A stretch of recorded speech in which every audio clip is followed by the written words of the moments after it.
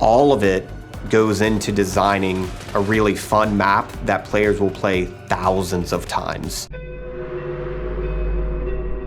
Thousands of times. Killing Floor has always struck me as a series that has been defined by a certain identity, one that plays with the formula of typical zombie games, and instead of being either completely scary or completely humorous, blends these concepts together. Although this seems to not have always been the plan for the series, as the original KF mod seemed hellbent on creating atmospheric horror, rather than just being a complete cluster of foul-mouthed British mercs. The first two Killing Floor games created a unique identity for the series that helped it stand out amongst other zombie-based shooters, though the gameplay loop is simplistic in design and doesn't really push the boundaries too much with its wave-based game modes and class selection mechanics. It's their simplicity that's helped make them so engaging, as anyone can just pick up either of the games and know what they're doing in an hour or two of playing. This simplicity mixed with its interesting premise of cockney geezers killing waves of zombies made Killing Floor a cult classic. Fans love Killing Floor 1 and 2, and it felt for a long time that there was a harmony between the fans and Tripwire Interactive, as community content like maps were added to both games' official libraries of playable maps, showing that Tripwire Interactive were appreciative of the loyalty and dedication of their fans. For a long time it was a good symbiotic relationship, but this harmony has become strained ever since the latest game in the Killing Floor franchise, Killing Floor 3, was released, and to be honest that's not surprising at all. It had been nearly 10 years since Killing Floor 2 was released, and so there was obviously a lot of excitement and high expectations for the long-awaited sequel. I haven't killed any floors before, so this is new to me.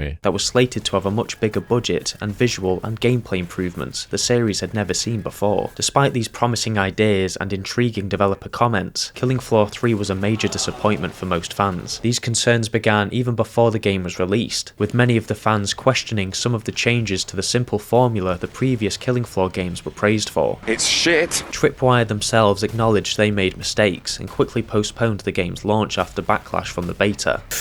Ooh, sorry! Despite the delay and fixes to the game, Killing Floor 3 was and continues to get criticised by fans of the series, even half a year after launch. I was going to make a video on Killing Floor 3 ages ago before it got delayed, and completely forgot the game was coming out. And then I remembered, oh yeah, Killing Floor 3, I wonder if that game was any good. Then was quickly taken aback by how many people weren't enjoying the game. I knew things were bad in the beta, but fucking hell, things didn't sound much better all this time later. It got me wondering how Tripwire Interactive could mess it up so badly. Everything seemed to be moving along well behind the scenes, but certain changes to staff, conflicting ideas, a lack of content, and the loss of the franchise's identity has made Killing Floor 3 an inferior sequel, and as a result has damaged Tripwire's reputation with the fans. Now I'm not going to sit here and claim I'm a long-time fan of the series. In fact, I only picked up Killing Floor for the first time about a year and a half ago, but I still really enjoyed the first two games, and thought I'd talk about why Killing Floor 3 has ruined Tripwire's reputation, and just talk about the game in general. Again, a quick warning, I'm not the #1 Killing Floor fan. I didn't even play 3 until a few days ago, so before anyone says, oh, you forgot to mention at launch that Mr. Foster had 4 arse hairs and now he has 3, I'm sorry, I wasn't there for that. Classic Killing Floor is known for having a unique visual style. It's hard to paint Killing Floor with a certain brush because it incorporates so many elements and thrives off being dynamic. It is loved for this mixture of horror and comedy, which stems from 3 core concepts: the Zeds, the characters, and the maps. The Zeds have been the main source of the horror since the very beginning. These creepy baddies have been designed to disturb and challenge the player with their varying abilities and grotesque appearances. Flesh Pounds in particular are iconic to the series, yet remain very underrated in terms of special infected types in gaming. There is a sense of mystery behind the Zeds and their many classes. Why has he got a sword for a hand? Why does she scream so loud? And why does he bark like a dog? Their unique behaviour and functionalities give the gameplay of Killing Floor that little bit of edge, and give players that much needed adrenaline boost when fighting them. If the characters you played as matched this same energy, then Killing Floor would just fade into the crowd of countless other wave-based games. Tripwire not only needed to have characters that were both memorable, but ones that perfectly countered the horrifying Zed army, and they solved this issue by giving some rowdy British guys a bunch of guns and an endless list of swear words and taunts to hurl at the Zeds.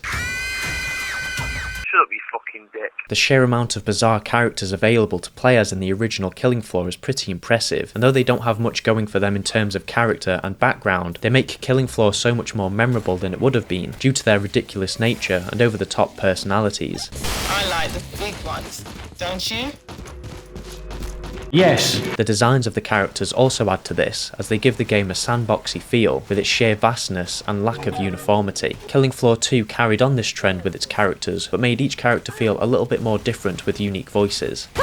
The Zeds and Heroes obviously were both very different in terms of design, and both Killing Floor games used their maps to almost glue these two ideas together. The maps of the first two games had a lot of variety to them. Some maps were small in scale, large in scale, incorporated horror elements, incorporated humorous elements, were very dark, were very bright, and the majority of them felt different and gave the games character. The sheer variety as well keeps the gameplay fresh, as most maps play entirely differently to others due to their designs. Style is a cornerstone of Killing Floor's identity, and that seems to have been washed away in Killing Floor 3. Visually speaking, Killing Floor 3 feels light years away from the first two games. Though the three of them include a lot of blood, explosions, and bright lights telling you where to buy guns, it leans more into a survival horror visual style. Every map is dark, oppressing, and is coated in gore. Now, in a couple of isolated instances, there's nothing wrong with these design choices. Having atmospheric maps that add to the creepiness of the Zeds can be fun, but the problem is every single map uses these tropes. Despite maps taking place in different areas like a jungle outpost or a lab or a sewer, they all feel the same. Besides from the odd lab experiment or Tesla truck, you'd think most of these maps were connected. Killing Floor games of the past were so memorable because the maps were so weird. Though admittedly some of the weirder maps came from fans themselves, it made most of the maps stand out and feel and act different. Lighting was a huge part of this difference too. Countless maps in the classic games used lighting to convey different moods. Light did so much for these older maps, and Killing Floor 3 just paints every map with the same style, making them feel predictable. Instead of finding that balance, Tripwire went too far and tried too hard to give the game a scary design, which they already achieved with their new Zed designs. To be fair to Killing Floor 3, I actually like the new Zed designs. Zeds have always been the main source of fear in Killing Floor, and the Zeds of 3 capture this twisted futuristic setting extremely well, with flesh and metal coming together in a grotesque and memorable harmony. Though a couple of the new designs are questionable, some of them really stand out for how good they look and add to this cyberpunky zombie dystopia. Flesh Pounds have finally been given the treatment they deserve, ditching that goofy look they had in Killing Floor 2, instead looking a lot more ferocious and pointy. Sirens also look almost unrecognisable, going from these frail little shells to metal sticks that can extend and yell at you. Another standout design has to be the Stalker. I don't know why, but there's just something about it that just resonates with me. But despite how cool the new Zeds look, Tripwire thought this was all they needed to do to make the Zeds a memorable aspect of Killing Floor 3. Yet in the cloning process, they missed a very crucial part of their original DNA: personality.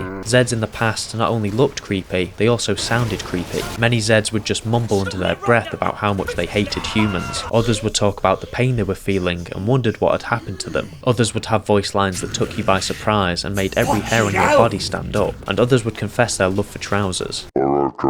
I know these things are lifeless beings, but come on, at least let something carry the comedic tone, because the characters certainly don't. The playable characters perfectly reflect the dulled down personality of Killing Floor 3. Almost all of the cheesy humour that people adored in the past has been wiped away, replaced with generic plucky hero talk you find in insert hero based shooter game here. They've gone from cynical and memorable to bland and boring. Mr. Foster, one of the poster boys of the series, up there with DJ Scully and Lewis, has been watered down into a diluted version of himself.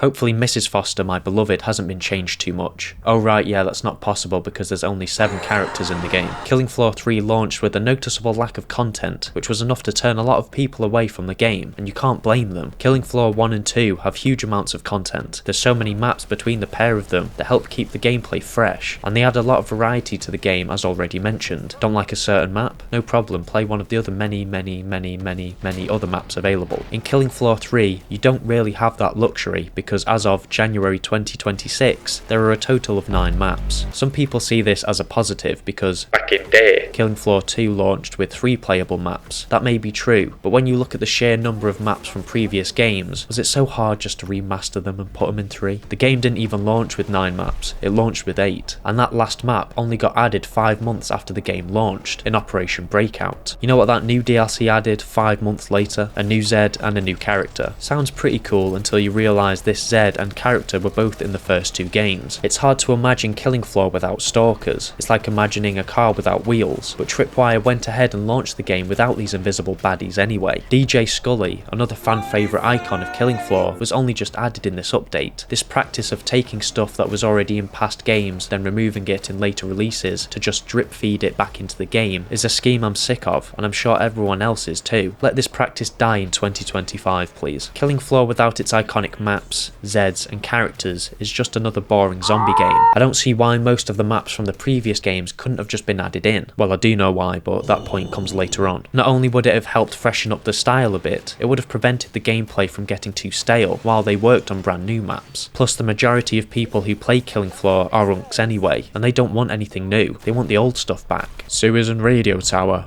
bin that shit off, bring back a proper map like West London. The game still hasn't even got endless mode. How hard is it just to keep a game running without it ending? Just chuck some more Zeds at the player, sorted. Killing Floor is known for climactic boss fights. After barely scraping by tons of infected, you are then expected to survive against a grotesque boss with overpowered weapons, and Killing Floor 3 continues this trend by adding 3 new bosses in the form of the Chimera, a shark/tank looking thing, and a giant fleshy spider. This is some new content that I can get behind. Throwing these guys in with the other bosses will help keep the endgame unpredictable and keep you on edge as you anticipate what you're about to fight. Oh wait, they didn't add the old bosses into the game. Oh well, I'm sure they'll just drip feed them in eventually. We'll have to check out the roadmap, which basically translates to content you've already played before, but you can't have it just yet because we have no new ideas for this game. Thousands of times. Like any zombie game, you need weapons to kill said zombies with, and Killing Floor has boasted a ridiculously large arsenal of tools for you to use over the years. Each class was kitted out with their own guns and extra weapons that gave each class its own personality and had their own strengths and weaknesses. Some were great, some were shit, but it couldn't be ignored just how many weapons you had at your disposal. Much like pretty much everything else about Killing Floor 3, there's a serious lack of weapons for you to use. Each class feels like it's been stripped down to its bare bones, with only a few weapons making it to each class. Tripwire decided to stay with more futuristic weapons to keep in line with its very obvious futuristic setting. Yeah, it doesn't mean you just have to throw all the guns away, pal. Other games that are set in the future have taken classic guns and just given them a more futuristic look. That's all you needed to do. Half the fun of Killing Floor comes from trying out different weapons and seeing which ones you liked best. There was room for you to experiment and adapt your playstyle, whereas now you haven't got much in terms of choice. Everything was there in place. Why just throw it all away? Hopefully by the year 2028, my glorious Mac 10 will make a triumphant return. It's not just the guns that have been wiped out. The classes have also been whittled down to a mere 6 from the goated 10 in Killing Floor 2. The streamlining of content has really divided the fanbase, with some coping on the fact that Killing Floor 2 launched in a similar fashion. Like, look at this poor bastard. All KF games had a pretty sparse roster on launch. Will change in the future. Yeah, how far along in the future? In 2091, when this game's based? It's even worse because I've only just started playing the game when it's been out for nearly half a year, and nothing seems to have changed. I was genuinely surprised when I realised the game launched with such low amounts of content. And I mean like launching without the stalkers. Come on Tripwire, we're all a bunch of degenerates. Of course we're going to be upset about that. The lack of characters and maps also goes hand in hand with some of the big gameplay changes added to the game. Killing Floor 3's gameplay is a big point of contention within the Killing Floor community. If Mixed Bag could be described with a game and its mechanics, Killing Floor 3 would be that game. Killing Floor's gameplay in the past was loved because of its simplicity. You'd buy a few guns, upgrade them, then shoot a bunch of zombies. Repeat the process a bunch of times and you've got good old Killing Floor. This wasn't the be all and end all of the gameplay mechanics. Despite its loud exterior, it had a little bit of nuance to its gameplay as players could pick classes, which granted them unique passive abilities. Killing Floor 2 expanded on this feature by refining the combat as well as the perk system, adding new classes and making perks more useful, as well as letting the player pick different perks that sided with their gameplay style. This freedom of choice is what made Killing Floor fun. Pick your character, pick your class, pick your guns, and have fun. That should be the be all and end all of Killing Floor. Tripwire looked back on this system when crafting Killing Floor 3 and thought, nah, let's shake things up a bit. The initial plan was to have the characters locked to specific perks, meaning if you wanted to play as a certain character, you'd have to throw your lot in with a certain class. Why Tripwire thought this was a good idea, I don't know, but every sane person obviously realised that this idea was shit, so Tripwire admitted their mistake and fixed it. With this in mind, it's hard to imagine how Tripwire would incorporate new characters going forward. Would additional characters be pigeonholed into one of these classes like a hero shooter? Or would there be only a couple of new characters to coincide with new classes? It actually makes my head hurt trying to come up with the reasoning behind this, and it just seems like a lazy attempt to make classes changes are part of a character's character. You can already see it in the way some of them have been designed, even in their little bit of lore. It's going to take a long time for them to sort this out. I mean, we're already half a year in and all they've done is add a new map,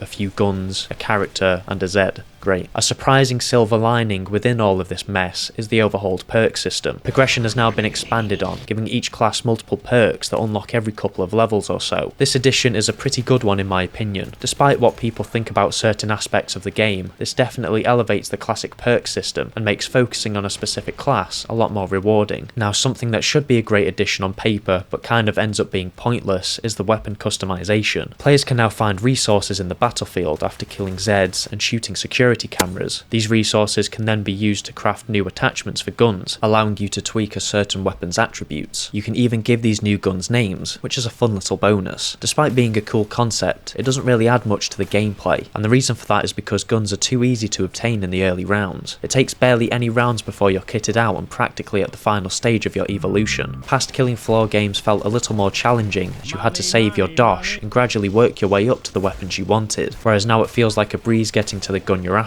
This, added with the complete lack of weapons to begin with, makes Killing Floor 3's weapon pool feel a bit generic. You can tell they were trying to be like COD for some reason, but it just feels underwhelming. And another thing they decided to copy COD in was the movement. Movement was never a standout part of Killing Floor's gameplay. You ran and shot your gun. Sometimes you'd jump, but for the most part you were only ever using your knife to run fast, or in Killing Floor 2 you'd use Shift W. Tripwire weren't satisfied with this level of mobility and decided to add some new moves the player can perform. The maps have a lot more verticality to them, allowing you to climb up certain areas and avoid getting yourself bottlenecked down a corridor. Dashing was also added, allowing you to dodge projectiles a lot more effectively. Players can now also slide, making running from enemies much easier. Though I wasn't the biggest fan of these changes at first, I did warm up to them the more I played, as they reward you for timing your movements just right. Zip lines and turrets were also added to maps to make the repair tool a lot more useful. Despite these pretty significant changes, this design choice is kind of a double-edged sword, as it means maps have to abide by these new rules, which means classic maps can't be just ported over. Trying to reimagine Killing Floor from the ground up hurt it more than it did help it, and you can see that by the amount of people that have already given up hope in the game. The signs were there as early as the beta, when mass waves of players were openly boycotting the game until it got better, and it's unfortunate to say, but a lot of them are probably still waiting. Killing Floor 3 is unpolished and buggy, even all this time after launch. One time I was stuck on a black screen while everyone else was able to play, which led to my guy dying. The servers are still so frail, which makes progression even more frustrating, as the XP you earn doesn't save if you disconnect. The frame rate fluctuates massively, making the game nauseating to look at most of the time, and some of the animations look unfinished. I'm pretty sure fire doesn't move like that. It feels like Tripwire focused too much on how they could make the game feel different from the past games and neglected to get the simple things right, like making sure Killing Floor 3 is actually functional, but at least they got the store page up and running. Get in! Give us more dosh to fix our broken shitty game.